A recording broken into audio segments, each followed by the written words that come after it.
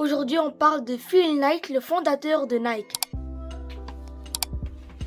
Nike est une compagnie depuis 50 ans et elle vaut 100 milliards de dollars.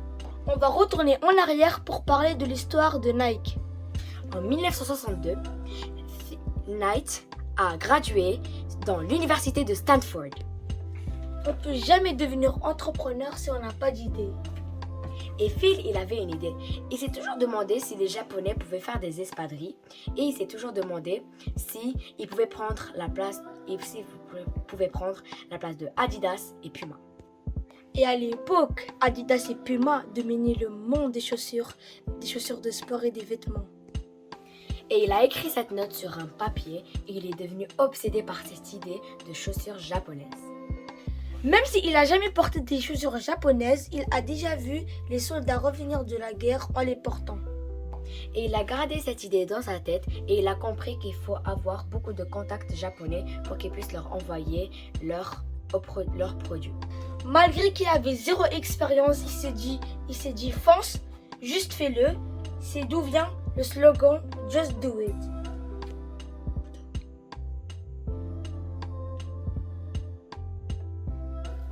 En 1962, il a pris l'avion pour aller au Japon pour explorer comme touriste.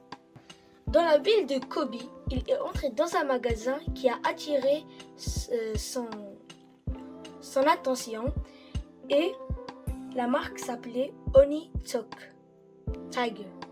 Onitsuka Tiger étaient les meilleurs sneakers au Japon, donc Phil a décidé de les importer aux États-Unis. Mais avant, Phil Knight a demandé une rencontre avec le propriétaire de cette marque.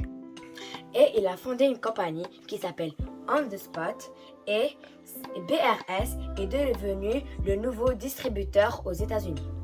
Il a reçu sa première commande de 12 paires en 1963 et il a commencé à les vendre dans le coffre de sa voiture. Après, il est parti voir son entraîneur, Bill Barnum, qui était le meilleur coach en Amérique du Nord et Bill a vraiment aimé ses sneakers.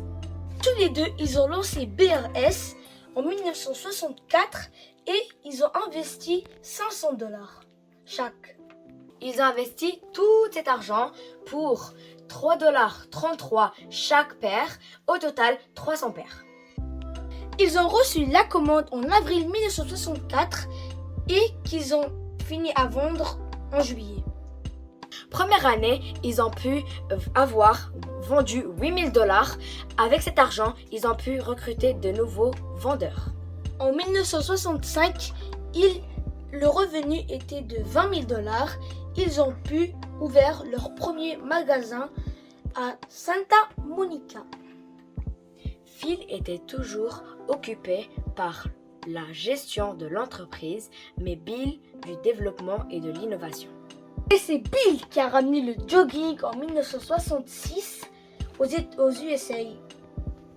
Bill a toujours travaillé pour développer les produits chez Nike, comme par exemple le Cortez qui a fait un succès chez Nike. La Cortez était victime de son succès et il y avait beaucoup trop de demandes, donc Nike n'a pas pu suivre. Les reçoit du Japon se vend directement. À ce moment-là, ils ont compris qu'il faut être indépendant. Ils ont compris aussi qu'ils sont capables de produire leur propre design. Bien sûr, ils avaient un contrat. Ce contrat allait se terminer en 1972. Un an avant le contrat, ils ont commencé à travailler sur le branding. Un designer a proposé le nom Nike. Le nom Nike veut dire victoire et aussi représente une déesse grecque. Après, ils sont partis à l'université de Portland pour avoir un logo. Caroline Davidson était la meilleure étudiante en graphisme dans l'université. C'est aussi elle qui a fait le logo Nike. Nike a trouvé plusieurs fabricants au lieu d'un seul. C'est pour ça qu'ensuite, il est devenu le plus grand fabricant.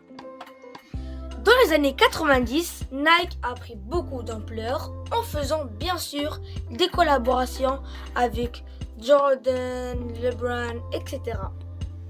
Une marque inspirante qu'en 2016, Phil Knight a écrit sa propre biographie. Le livre s'appelle Shoe Dog. Sur ce, c'était Sneaker Boy. C'était aussi l'histoire derrière Nike. N'hésitez pas à liker, abonner, partager. Sur ce cas, c'était Sneaker Boy.